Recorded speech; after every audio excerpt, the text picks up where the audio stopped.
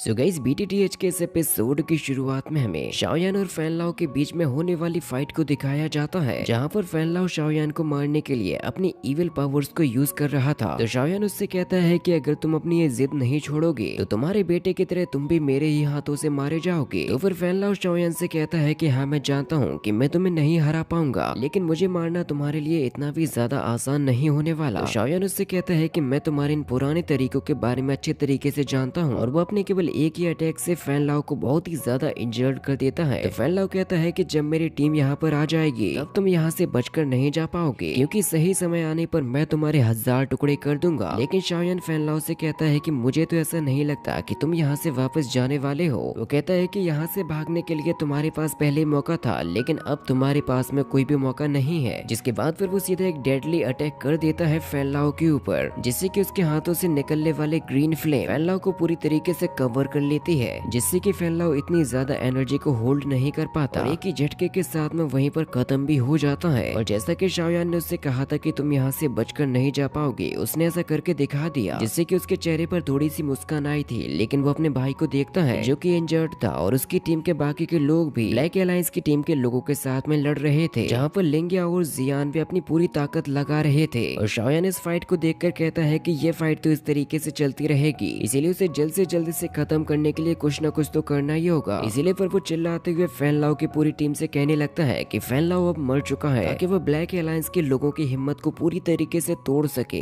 वो उनसे कहता है कि जब तुम्हारा लीडर ही नहीं रहा तो आखिर तुम अब किसके लिए लड़ रहे हो, और मैं नहीं चाहता कि मैं तुम लोगों को मारूं, क्योंकि इसमें तुम्हारी कोई भी गलती नहीं है। इसीलिए अब तुम लोग यहाँ से अपने ब्लैक अलायंस के लीडर हान फेंग के पास में चले जाओ, और उस तक मेरे एक संदेश को भी पहुंचा देना कि मैं बहुत ही जल्द हान फेंग के पास में उसकी जान लेने के लिए आऊंगा। जैसे ही ब्लैक अलायंस के लोगों को पता लगता है कि हान फेंग मर चुका है, तो पहले तो उन लोगों को शाओयान की बातों पर यकीन नहीं होता। वो लोग कहते हैं कि जरूर हमें ये बेवकूफ बनाने के लिए झूठ बोल रहा है, क्योंकि फैनलाओ इतना भी ज्यादा कमजोर नहीं था कि शाओयान उसको मार दे। इसीलिए फिर वो लोग ये डिसाइड करते हैं कि वो यहाँ से वापस लौटने के बजाय शाओयान और उसकी टीम के साथ में ही फाइट करेंगे। उन लोगों को लगने लगता है कि अगर वो लोग इस फाइट को जीत जाते हैं तो फैनलाओ ने जरूर से कोई ना कोई बड़ा इनाम तो देगा ही। इसीलिए फिर वो सभी के सभी एक साथ ही शाओयान पर अटैक करने के लिए जाने लगते हैं। तो फिर शाओयान उन्हें केवल अपनी ताकत का एक छोटा सा नमूना दिखाता है अपने ग्रीन फ्लेम को यूज करके, क्योंकि उसकी मदद से वो चंद सेकंडों में ही कुछ लोगों को खत्म कर देता है, जिसको देखकर शाओली भी डरने लगता है कि शाओयान के पास में इतनी ज्यादा पावर कैसे आ गई। और जब शाओयान ने कुछ लोगों को खत्म कर दिया था तो फिर वो बाकी के लोगों से कहने लगता है कि क्या अभी भी तुम लोग मुझसे फाइट करना चाहते हो। जिस बात को सुनकर ब्लैक अलायंस के लोग बहुत ही ज्यादा डर जाते हैं और वहाँ से भागने लगते हैं, जिससे कि अब शाओली की टीम के लोग बहुत ही ज्यादा खुश हो चुके थे। इसके बाद अब शाओयान फाइनली वहाँ से जीतने के बाद वापस अपनी एकेडमी में आ जाता है, और वो वहाँ पर अपने सभी के सभी साथियों का धन्यवाद करता है उसकी मदद करने के लिए। वो लिंगियान से कहता है कि अगर तुमने मेरी मदद ना की होती तो शायद मैं इस लड़ाई को ना जीत पाता। अगर तुम्हें फ्यूचर में कभी भी मेरी मदद की जरूरत पड़ी तो तुम मुझसे जरूर से मांग लेना। लेकिन इतना कहने से पहले ही लिंगियान शाओयान से कहने लगता है कि तुम्हें ये सब कुछ कहने की जरूरत ही नहीं है, क्योंकि हम दोनों तो वैसे ही बहुत ही पुराने दोस्त हैं, और अगर अब तुम ही मेरे लिए इतने विनम्र शब्दों का यूज करोगे तो मैं तुम्हारे द्वारा दी गई इतनी ज्यादा इज्जत का आकर क्या ही करूंगा। हाँ, मैं जानता हूँ कि फ्यूचर में मुझे भी बहुत ही बड़ी बड़ी मुश्किलों का सामना करना होगा, जहाँ पर तुम जरूर और बेशक मेरी मदद करोगे, लेकिन मैं तो तुम्हारे लिए कभी भी इतना ज्यादा विनम्र नहीं रहूंगा, क्योंकि हम दोनों दोस्त हैं और हमेशा ही ऐसे रहेंगे। और तभी लिटिल जियान शाओयान से कहने लगती है कि मैंने भी तुम्हारी बहुत ही ज्यादा मदद की है, और तुम अपने उस वादे को भूल मत जाना जो कि तुमने यहाँ से जाने से पहले किया था। तो शाओयान कहता है कि हाँ लिटिल गर्ल, मुझे बहुत ही अच्छे तरीके से याद है, इसीलिए तुम्हें उसके बारे में चिंता करने की कोई भी जरूरत नहीं है। मुझे पता है कि मुझे तुम्हारे लिए एक ट्रांसफॉर्मेशन पिल को बनाना है कि तुम आसानी के साथ में कभी भी खुद को ट्रांसफॉर्म कर सको। और फिर वो वू हाउ और जिया से कहता है कि तुम लोग भी बता दो कि मुझे तुम्हारे लिए क्या करना होगा। जिस बात को सुनकर वो दोनों ही लोग हंसने लग जाते हैं, लेकिन तभी अचानक से ही शाओली को थोड़ा सा दर्द होने लगता है, जिससे वो शाओयान को बिना बताए ही बाहर की तरफ चला जाता है, और वो ऊपरी फ्लोर पर जाकर इन वादियों के नजारे को देख रहा था। तभी वहाँ पर उसके पास में शाओयान भी पहुँच जाता है, और वो अपने भाई शाओली से यह कहने लगता है कि भाई मुझे एक बात बताओगे, जब से मैं यहाँ से गायब हुआ था इन 2 सालों में आकर तुमने क्या किया, तुम्हारे साथ में क्या क्या हुआ। तो शाओली उससे कहने लगता है कि मेरे भाई तुम हमारी शाओ फैमिली के सभी से ज्यादा भरोसेमंद इंसान हो, और फिर जब मैं यहाँ पर आया तो मुझे एक जिंदगी की बहुत ही अच्छी बात समझ में आई कि हादसे कभी भी किसी वक्त और किसी के साथ भी हो सकते हैं, फिर चाहे वो इंसान अच्छा हो या फिर बुरा, क्योंकि उस वक्त बुरा केवल तुम्हारे साथ ही नहीं हुआ था, क्योंकि इस बार अब मैं अपनी शाओ फैमिली के बदले के साथ साथ तुम्हारी मौत के भी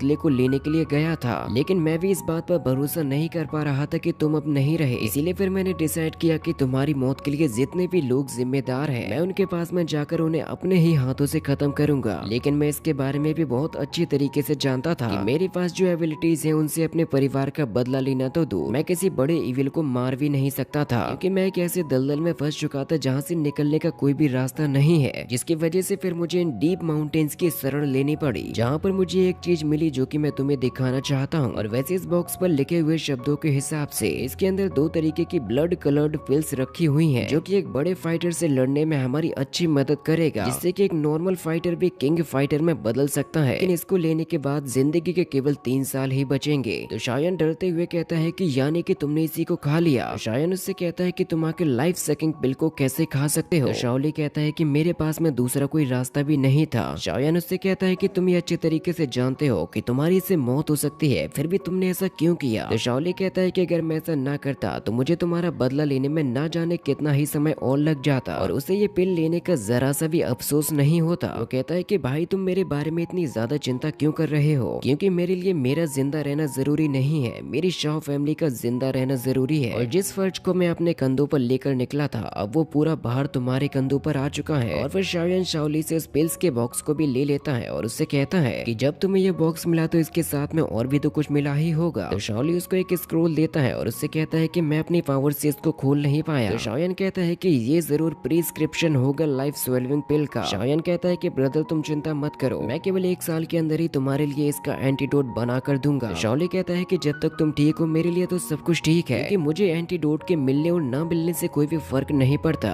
तो शायन उससे कहता है कि आज के बाद कभी भी ऐसा मत कहना, और अब तुम मेरे साथ में यहाँ से कैनान एकेडमी वापस चलोगे, क्योंकि 2 दिन के बाद मुझे मिलने जाना है हान फैंग से। और इसी के साथ में एपिसोड भी यहीं पर खत्म हो जाता है।